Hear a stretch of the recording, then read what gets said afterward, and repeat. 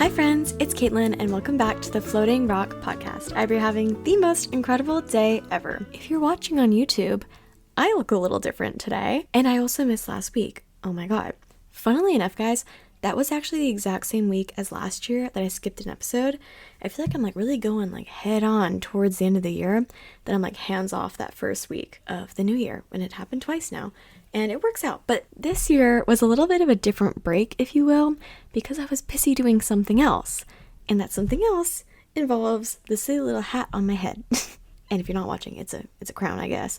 But I was in a pageant. Oh my god. And I guess to start out, funnily enough, this is not my first time doing a pageant. And I personally, from the way I perceive myself, I don't feel like I come off as a very pageanty person, but maybe to you I do. But to me, I'm how did this happen again?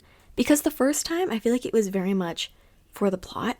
You know, some people were like, oh, you should do this. You'd be a candidate. And I was like, why not? Why not? And then I got first runner-up, second place, basically. So I was like, you know what? Fun. But anyway, to give you guys some backstory before I get into this whole thing, I'll be quick, don't worry. The pageant is called the Narcissus Queen Pageant, and it sounds like narcissist, but it is not.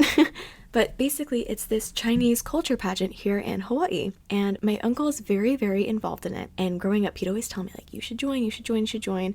And I always kind of laughed it off. I was like, yeah, okay, haha. And this year, coming home from school, I got it again. And I was like, And I looked it up for the first time. And I was like, you know what? Interesting. And I was really back and forth because I was already getting a little bit busy with the film stuff and getting my work schedule and all that. And I was like, I don't know, but I was like, you know what? Literally, why not? And so I sign up and, I go to orientation and I'm like, okay, it's me and these pretty much 11 other girls. And, we learn more about the pageant. Basically what it is it's a really good opportunity for young women and girls to get more in touch with their Chinese culture. And, a lot of the time they kind of tied it back to Chinese and Hawaii specifically, because there's a whole history with that. And so I thought, honestly, yeah, I feel like I have always resonated with my Chinese side, my Chinese heritage so much, but yet I'd never felt the most connected to it in the whole world. So I thought that would be really, really cool to actually learn a lot more about this part of me. And as well, I feel like when it comes to writing, as I've been home and writing things for, that Ohina thing I just won, I'm starting to write more stories that involve Asian American characters or maybe people here in Hawaii, maybe even specifically Chinese people here in Hawaii. You never know, right? So I'm thinking, okay, wait, this could actually be really good for my writing as well. And not only that, I feel like as a writer, it's very, very important to keep on having new life experiences because, everything that you write is inevitably sort of based on something that you know. And I'm like, well, that's great. And then also the pod. I'm like, well, I feel like I'm going to learn a lot from this and I'll have things to talk about on the podcast. Either way, overall, my thought when signing up for this was, you have nothing to lose and everything to gain, which was actually the big quote that our pageant mother really, really did drill into us, was you have nothing to lose, everything to gain. And she was so incredibly right. So yeah, I just felt like this would be, dare I say, a really crazy side quest. And so we did it. So to get into it, genuinely just my first statement of it, do not regret it at all. One of the most crazy, awesome, just I guess surprising experiences of my entire life. I really feel like what excited me the most about this pageant was the classes. And we did everything from Chinese medicine to Chinese history, specifically here in Hawaii as well. We did a class on Qingming, which is this grave day sort of celebration and honoring of your ancestors, which I had done for years growing up, but didn't actually know much about it and just kind of, went through the motions, but never really knew what it was all about. And lion dance, that was so fun. We did a little bit of kung fu. As a martial artist, I was like, this is so fun. We did Chinese paper cutting, Chinese knotting, narcissus bulb carving. So basically the narcissus flower, which is what the pageant's named after, it grows out of these bulbs. It looks like garlic, think like a tulip bulb. And if you actually carve the bulb, it makes it grow a different way. So we did that and we learned how to play mahjong and that was really cool. And I really do want to do that again because that was loads and loads of fun. And we learned a little bit more about feng shui. That was really cool. We learned more about Chinese horoscopes, Bazi, that was awesome. Acupuncture, genuinely so much cool stuff. And okay, weirdly enough, actually, I'm not always on TikTok, but recently because I've been posting more, I've been getting more things coming my way. And obviously your algorithm does things, but why have I been getting videos recently about it trending to be Chinese and like do Chinese medicine kind of type things? And like, luckily a lot of the people making the content are Chinese girls being like, finally y'all are getting on this. But I'm like, wait, what are the odds that this is the joke that me and the girls all kind of had, was like, we're in a very Chinese time of our life. Overall, the classes were so cool, and like I really do feel like I learned so much more about my culture, like genuinely. There were also a few little classes like interview prep and some more, like we called it like personal development classes, that were more about the walking and the appearances and the talking, of course. So that was also loads of fun because, like, you know, this is a pageant at the end of the day. And I feel like that was something I kept forgetting, was that this is not just like a fun little Chinese girl club. It is a pageant. And so, I don't know, there's always something a little bit fun and girly about that too, that I always enjoyed those classes as well. That was like, ooh, look at us walking in heels. Or there was also this opening number that we did. So it actually was a big throwback for me to college now. Saying throwback to college, girl, that was just a few months ago. But as a dancer, love a rehearsal. And I feel like this whole experience really did like just bring me back to my dance team and like kind of filled that hole for me of like having a group of girls to go and hang out with and like all work towards a common goal together. And I don't know, that like girlhood of it all and just like that feeling of community, which we love to talk about on here, right? So that was really awesome. And like I just had so much fun like rehearsing that number, because I obviously haven't gone to a dance rehearsal in such like a few months now. And I really miss that. And it is so different than taking a dance class though, I feel like, because rehearsal, like you're bonding, and I just love a rehearsal. And I also had so much fun doing that. So now that brings me to the pageant itself, right? I'd say the past, when did it start? Maybe in like August or September, I think, something like that. All the way from like then to November, December was all just these classes. And then we started to do a few little appearances. And those were like practicing our walk, as well as like doing some onstage questions, and that was like some prep to get us comfortable talking in front of people. And so that was also a great little test, a little exposure therapy, which we love, and of course a good trauma bond with the girls, because we're all like wearing our bright pink dresses out in public, walking through Ala Mall. Crazy. Oh, another really cool part actually was we got to design our own cheongsams, like the Chinese gown, if you will. Not exactly what I'm wearing right now, but like something similar. If you go to my Instagram, you'll definitely see it. But that was really cool. And what was really funny to me, so we like worked with this dressmaker woman. She's so talented and so sweet and cute. But what was so funny to me was when I was a kid, I was like, I want to be a fashion designer. And like, you know, as a creative girl, I feel like a lot of the time you go through every creative outlet. You're like, I want to be a photographer. I want to be a painter. I want to be a fashion designer. And eventually you end up doing the one that you're maybe a little bit better at. Because clearly this whole dress thing was not my forte.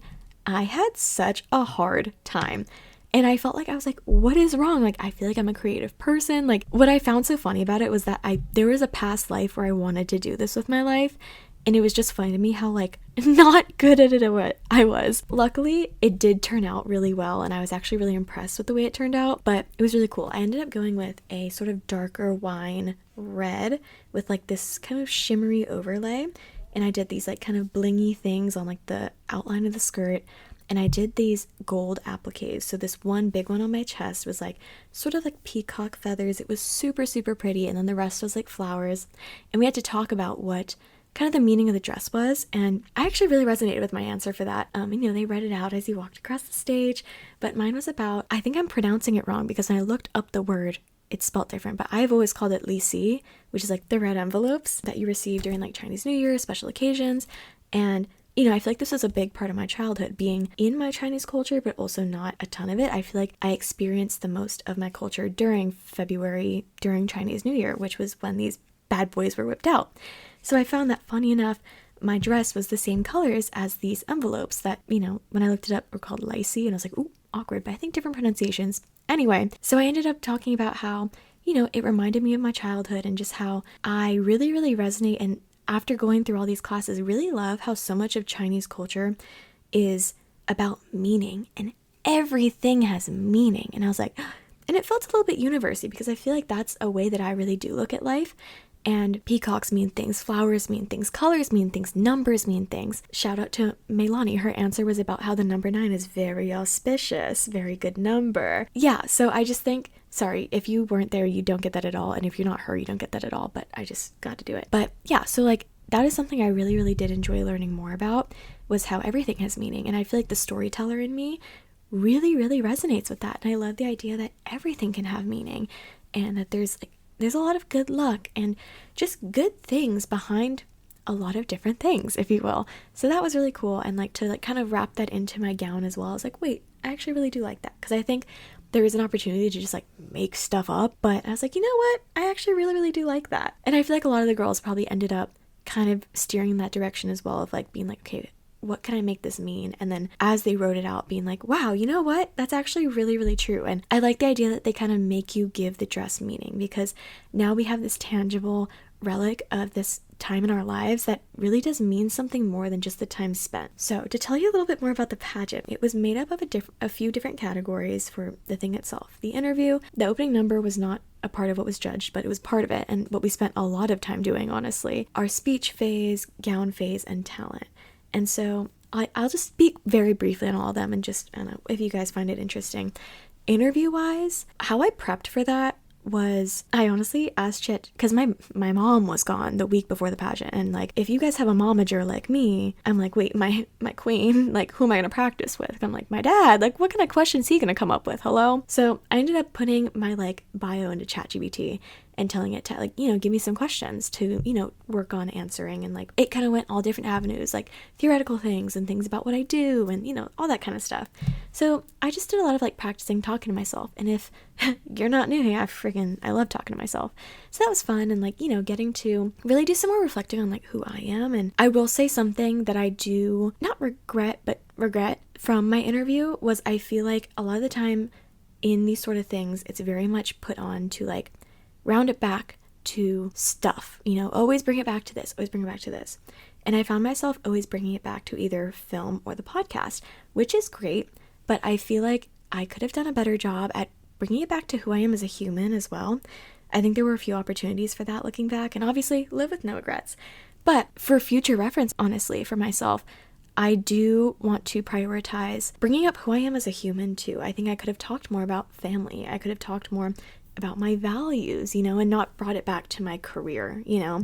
Especially I feel like in the film and entertainment industry, it's so like cutthroat that you always have to kind of bring it back to your craft and bring it back to what you want to do. And honestly, like so many things these days, especially right out of graduation, are so about career. And so that is a feeling I do have now that I obviously can't change, but I do want to take that further into my life and my conversations. And like, while I do think career and what you want to do with your life is so important, I think that that is something I do want to work into more of my conversations, is just my own humanity and learning about other people's humanity as well. But overall, I thought that was a fun little, once again, exposure therapy, just going on in there in front of a bunch of judges. I do feel like I was very myself. I did say the word slay in front of the judges. I was very much myself, for better or for worse. But I just thought I'd be honest with you guys and tell you like what happened, right?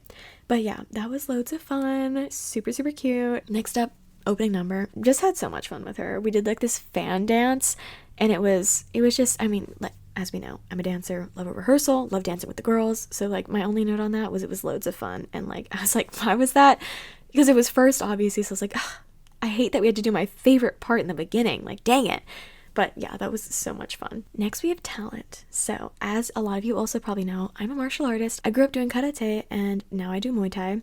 And going into my talent, the first pageant I did when I was like 12 or something, I did a karate kind of routine, a kata, if you know what that means. And I also think I did like a weapons kata as well with like a sai. It's like a mini little sword looking thing.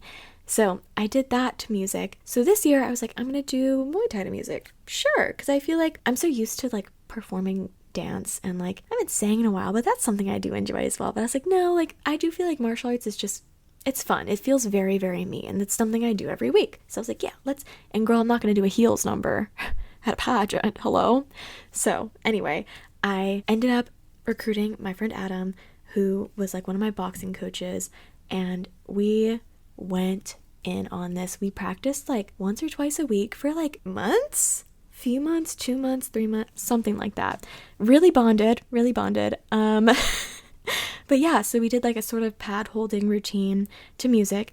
If you know anything about Muay Thai, it was basically a 2-minute round of pad holding drills, which is kind of crazy. Maybe maybe you're fitter than me, but like that was insane.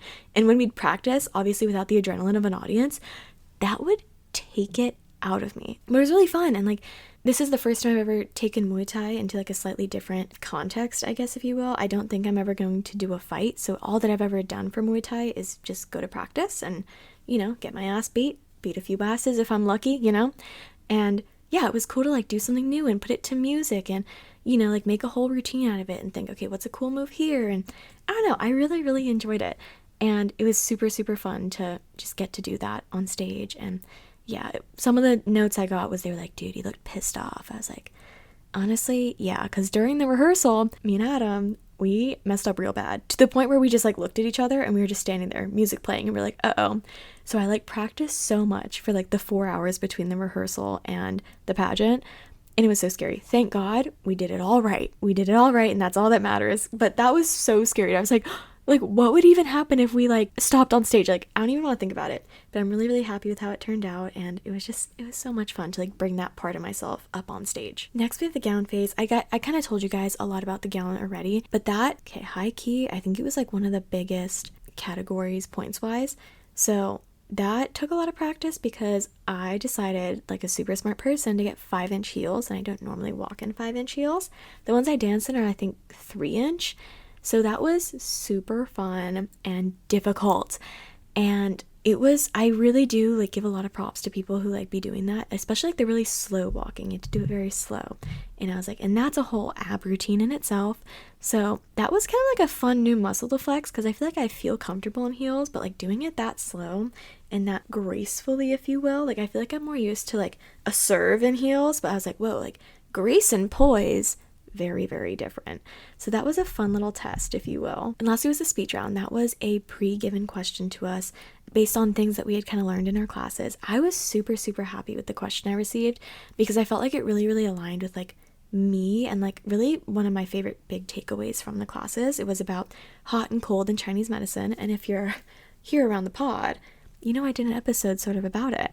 And it was called like Chinese medicine and like your winter arc, something like that. And I really, really loved it. And I ended up making it about my grandpa, my gung, if you will, for the Chinese purposes. He basically, the whole point is balance. And for every like hot food you eat that is like unhealthy and oily and sugary and fatty and spicy, all that kind of food, right? That's the kind of stuff that heats up and like stresses out your body. Basically unhealthy food. We know what unhealthy food is. And then the other side is the cold food, which is tofu, steamed vegetables. It's those simple foods, right? Well, I'm like rehearsing it right now in front of you, but those simple foods that cool down or basically restore the body, right? And it's all about balance. And for everything hot that you eat, you should balance it out with like plenty of cold. And he is the biggest foodie I know. He loves to like travel the world, and like literally every time I like go on a trip, I try to like send him as many food pictures as I can because I'm like, this man loves food. But I have noticed that sometimes when he's at home, he usually just kind of eats simple stuff like juk and like papayas and bitter melon from his garden. And so I thought that is actually really funny that I actually did have an example of this question living in my real life was my grandpa, and how he's a living example of this concept of balance and how that actually really does help your health, is to have that sort of balance in your life. But yeah, once again, similar to the talent, during the rehearsal, I messed up and forgot it. And I was like, yikes, like scary, very scary. Because once again, I feel like after doing the podcast and, you know, being a dancer and performer, I do feel decently comfortable in front of an audience and talking in front of people. However, not knowing what I'm talking about in front of people and forgetting things is nobody's best friend. So once again, I spammed rehearsing that. I think I did it like 20 times before going back on stage for the real thing. Thank God I did it. I did it well. And I was like, yay, get it, girl. But yeah, that was really cute. And I was like, wait, when I saw my grandpa after, I was like, are you crying? Because if you're crying, I'm going to cry. I was like, oh my God, don't fucking even. So yeah, that was super, super cute. And he was adorable. So that brings us to Hell Week, the week before the pageant. And once again, if you're new here, I did a little TikTok series that I'm like working on posting on Instagram as well about just my pageant Hell Week. And, you know, I did theater and dance, obviously, kind of my entire life. And we had Hell Week. And basically that's the week before the show where you put yourself through hell and you lock in and you do the most. Haphazardly, at the exact same time as my Hell Week and right before it, I got sick. Funnily enough, on the day that pageant mother texted all of us not to get sick. I was like, boo, shoot. So part of my Hell Week was actually a lot of just healing. And I do wonder what my Hell Week would have looked like if I was at full health. But part of me feels like there was a university thing to it because I am one to push. And I think there was a lot of importance in this Hell Week put towards resting and rejuvenating. And it was actually really, really cool. I was hoping they'd ask me something about this in my interview. They didn't. But I kind of wanted to bring up how literally my question about this whole hot and cold and yin and yang for like how you eat and the balance in your health, I cannot unlearn that for the life of me. Like, my life is forever changed. The entire time I was sick, I was like, I'm only going to eat clean foods. I'm only going to eat things that like restore those like cold sort of things that are rejuvenating. So I was avoiding as much dairy and sugar and oil as possible and trying to eat as much like warm whole foods as possible. And that was like crazy to like really be putting that into practice. So yeah, a lot of rest, a lot of saunaing, a lot of really, really light gym sessions and walking, and a shitload of tea. If you watched my TikToks, you saw so many cups of tea. And obviously I'm not perfect. I wasn't filming every single thing I ever did ever. There was even more tea than the tea you saw on camera. I drank so much tea. But here I am, living and breathing, so maybe it worked. I will say though, funnily enough, just for the girls, yeah, a lot of the time, like when you get sick, you actually kind of like lose some weight because you're like, oh, you're drinking a lot of water and then blah, blah, blah, like all that kind of stuff. You're eating a little bit less. I actually noticed I was like kind of bloated and I was like, wait, this is really interesting. And it like made me realize too, maybe this is obvious, when you are finally drinking a lot of liquids, or maybe you have a goal to drink more water, but you're like, no, like I'm going to get bloated though, like water weight, blah, blah. You got to keep moving, because I noticed, obviously I was sick. I was trying to rest as much as possible. But if you're not moving and letting the liquid kind of move through you, and you're not sweating it out at all, and you're not like moving your circulation at all with any sort of movement, it is just going to kind of sit there. So that was like interesting to see IRL, because I think I do already move a lot. So not doing that as much, I was like, whoa. But yeah, a lot of my gym sessions the week leading up, because I was also practicing doing that Muay Thai routine, which is more hard cardio and like, also, sometimes I worry, like, am I damaging my body with a combat sport like this, if you will? So I was just trying to be as rejuvenative as possible this week when it came to the gym and stuff, which is not normally my journey. And yeah, we did some talent practice. That was great. And we really perfected it, I felt like. But yeah, obviously the stress of the day, I think, was what really kind of got in my head day of and like made us like, ah. And then speech practice, a lot of practice for that, because I kept iterating on my speech. It just like, it was either too long or I was going too fast, or it wasn't making the point. Was it the day before? The day before, I think I had to change it. I think a lot of the time too, you can get so in your head and doing it for yourself. But I finally did the speech for my dad because my mom wasn't here. I did it for him and I was like, do you get the point? And he's like, sort of. And a lot of the time too, like when you know a concept, sometimes you don't put it across correctly because you already know it. A lot of time that actually happens with writing, like especially in my classes. I've noticed that's a really big thing where people are like, what do you mean? It doesn't, like, how does it not make sense? But a lot of the time the story's up here, but it doesn't always get on the page.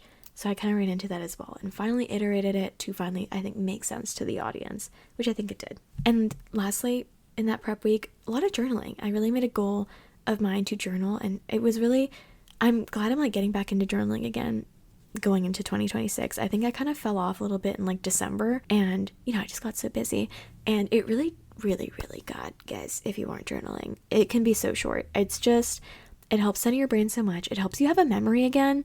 I love reading back on my journal and being like, oh my God, I did do that today. Love it. So yeah, that was actually one of my favorite parts of the Hell Week I gave myself, was journaling. And it felt like the opposite of a Hell Week in a way, because it was this go of practicing and all that kind of stuff. Oh, I did a little walking practice too. So much walking practice. Putting on those heels and playing that one song from Crazy Rich Asians and walking super slow in front of the mirror. But yeah, it was a very, very rejuvenative Hell Week, but I'm very happy about it. And I feel like I can take that lesson, honestly, into a few other facets of my life too.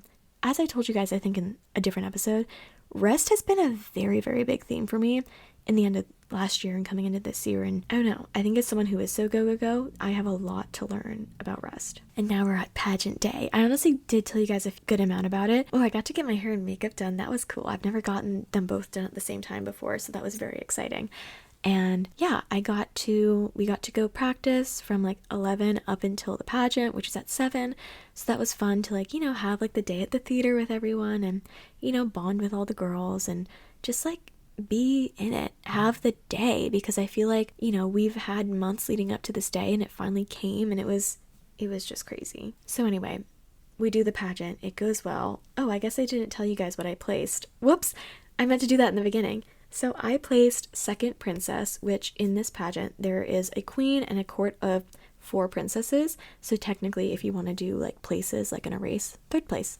But what's very fun about this whole court system is if you're on the court, you get to go and like go to all these appearances and stuff and basically like have the reign as well. And obviously not the queen title, but you get to go and participate in everything. And I'm very, very excited to like keep continuing this journey and not have it just end this weekend. Even I think if it didn't go the other way, I still feel like I would have learned so much and definitely would keep carrying what I've been learning definitely forward. And yeah, that's kind of been the experience, but I just thought I'd also do some takeaways. This might be a longer episode, guys, I'm so sorry, but some takeaways. One of the biggest, guys, the girls. Dude, the best group of girls in the entire world. Like genuinely, everyone was so unique and different, and like I don't know how to describe it. I am a huge fan of so many of them. Like, yeah, we're friends, and like obviously like because we're taking classes and things, like you can't always talk about what's happening in your life, but just the way that they are, and just I love them all so much, and I'm just such a big fan of them, like I love your work. And getting to see them all grow and getting to like go through this insane experience together and get to learn more about our cultures together. And I feel like I've never, like, funnily enough, both Malia, bestie girl Malia, we're both Chinese and we somehow don't talk about it all that often. And I feel like I've never really like talked to friends about being Chinese friends or whatever. Like, I don't know, it just like hasn't come up very much between peers. And so that was a really cool and new different thing to go through. And everyone was so nice and so supportive. And I mean, the same thing happened in that first pageant. There was no cattiness. Like, I would say break every stereotype I ever thought about pageants, but I never had those stereotypes because it happened the first time too. Like, everyone was so genuine and was just, I feel like everyone was really there for the right reasons. And I just feel like we all bonded so much. And I really do feel like these girls are going to be my friends for a very long time. And I'm so glad that I met them. They're all such incredible individuals. And also, I mean, number one, baddies. Don't even get me started. Baddies. Don't even. But also so successful, so smart, because I'm like, all of them were pretty much baddies in STEM. And I'm like out here being like, I went to hee hee ha ha college, but like so smart and just like doing the most and just so iconic. I love them so much. And if you're listening right now, I love you so much. And just so much girlhood. And I just felt like sometimes I'm like, I don't even know how to put it into words, but just like overwhelming feelings of girlhood and buttoning each other's dresses and cheering each other on and random compliments and opening up at random times and just like everything that you love about girlhood all wrapped into like 6 months of intense Chineseness. It was such an incredible, I think they were truly like the highlight of this entire thing, and I think will continue to be the highlight of this entire thing. Like, I could not speak more highly of all of them. And obviously when there's placing and crowns, like everyone is a queen in their own right. And as one of them texted the chat, like, it's 5 people's opinions versus real life, and everyone is so incredible. And the fact that, here's what really got my goat personally, was I think while I don't find myself to be a very pageanty person, I think that the things that I do in my life make me well fit to run in one. The talking in front of people, the dancing, and the this, the that, whatever, right? Like, I can see that making sense. But what floored me was these girls, like I said, baddies in STEM, they don't go on stage. I have been doing dance things and going on stages for like my entire life. These girls don't do that in their everyday life, nor did they, maybe not, I mean, some of them, obviously some of them do, but that's what really like got me, was I was like, this is a crazy thing for me to do, but it's almost even crazier for you to do. And that's what makes it so much more badass, that like normally you're out here like doing presentations and papers and going in to do political things and science girl things and real estate things. And I'm like, and then you're out here in a pageant, putting yourself out there I'm like, oh my God, like just so proud of them. And just like, so like, that was something that I really couldn't shake. I was like, this is crazy that you're doing this. Like, I fucking love that.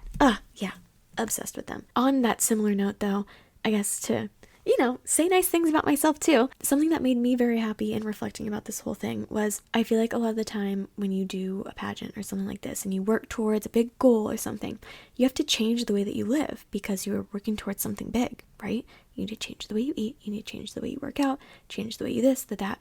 And I was very proud in reflecting meaning Malia actually said it and I was like, oh my God, incredible point. Leading up to this, I really did not feel the need to change much about my life, in more of just the way that I felt very proud that in my everyday life, I feel like it did show that I am continuously working towards big, good things, if that makes sense. And I don't know, that made me very happy and proud of myself of like, oh, the things that you do every day, the going to the gym and the eating healthy and the staying on track with your goals and this and that, like all that kind of stuff, like it's going somewhere and it's worth it and it's paying off, like, I don't know, that made me very, very happy that is a thing. And I think if I did end up changing things, I would also be very happy that I was able to make those changes and really be inspired to sustain them. Another thing that I was really proud of myself of was I feel like I was very authentically myself, for better or for worse. Once again, I did say slay in the interview. I'm very happy that I showed up as authentically myself. I think in a lot of things like this, especially something like a pageant, it's very easy to sort of put on a persona or what you think people want to see. And I don't know, that made me very happy that I was able to sustain just my Caitlyn-ness and show up and kind of not care if it was liked or not. And just, I don't know, just great, like I've said on the pod before too, like it was really good practice for being myself. But looking forward, I am very, very excited for this upcoming year because I just feel like there's so much growth in getting to like participate in something like this.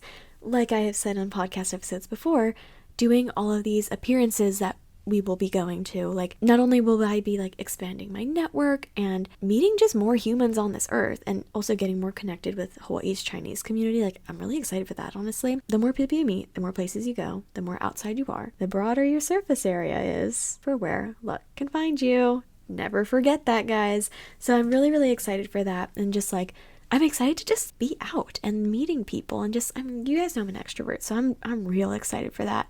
And for the food. Yay. We already went to like our first little appearance thing and I was like, I had a whole plate full of duck.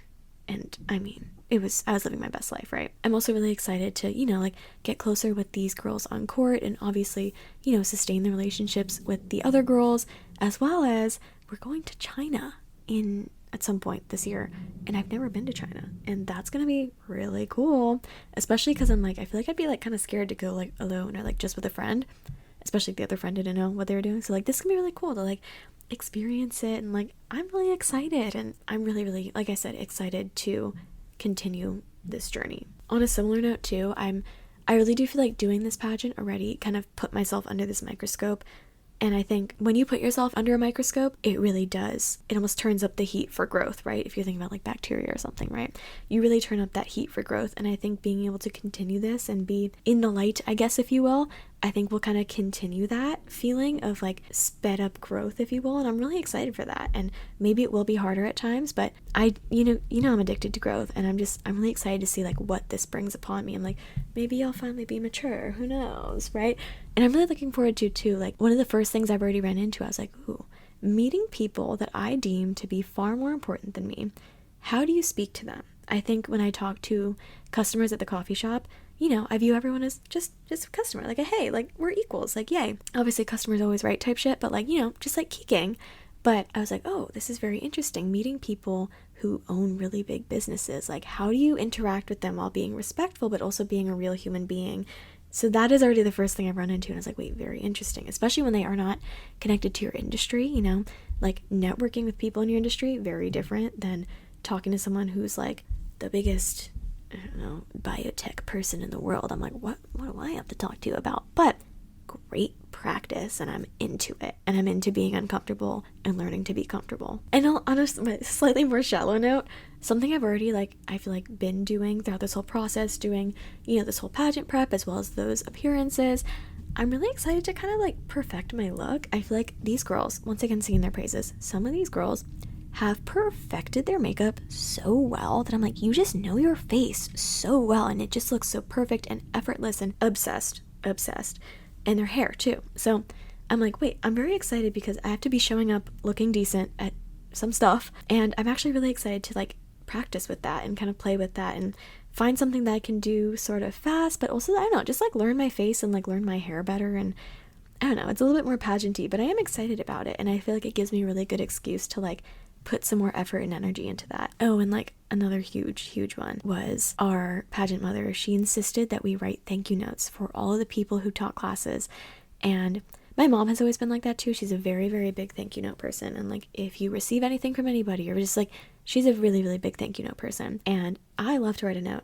One of my love languages is words of affirmation, so I love to write notes for people and cards and stuff. So that was really fun, and it really just like reminded me and was a really good breath of fresh air that like you can do that, and you can do that for anyone at any time, and it's just such a good way to pour out love into the world in general.